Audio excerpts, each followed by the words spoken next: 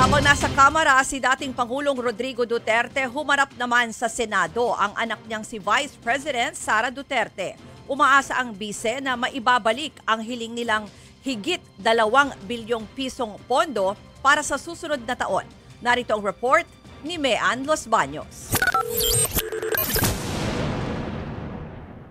Nakangiti pang binati ni Vice President Sara Duterte ang mga senador nang dumalo siya kanina sa budget deliberations para sa Office of the Vice President.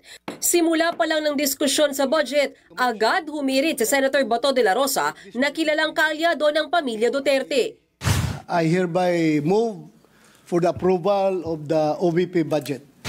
Pinagbigyan ding magsalita si Senator Bongo sa plenaryo. Nanawagan siya na ibalik ang hinihinging higit 2 bilyong pisong budget ng OVP. Matatanda ang tinapyasan ang pondo at 733 million pesos na lang ang inaprobahang budget ng Kamara na ipinasa sa Senado. Para naman po makapagtrabaho ng maayos ang ating Vice Presidente na parte po ng executive branch of the government. Para naman meron tayong working Vice President at hindi lang po spare tire. Gusto naman po magtrabaho ng ating Vice Presidente. Huwag ho nating pilayan ang gustong magtrabaho. Wala nang nagtanong na senador kaugnay sa budget ng Office of the Vice President. Kaya wala pang 10 minuto, lumusot na ito sa plenaryo. Wala namang pangako na ibabalik ang orihinal na nire-request na mahigit 2 billion pesos na budget. Pero pag-uusapan daw ito ng masinsinan ng mga senador.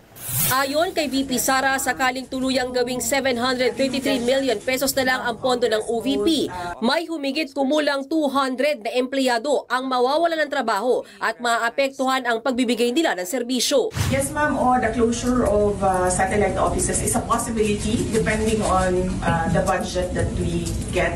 Yung budget source nila natanggal. So, merong talagang mga OVP personnel, particularly sa satellite offices na mawawalan ng trabaho.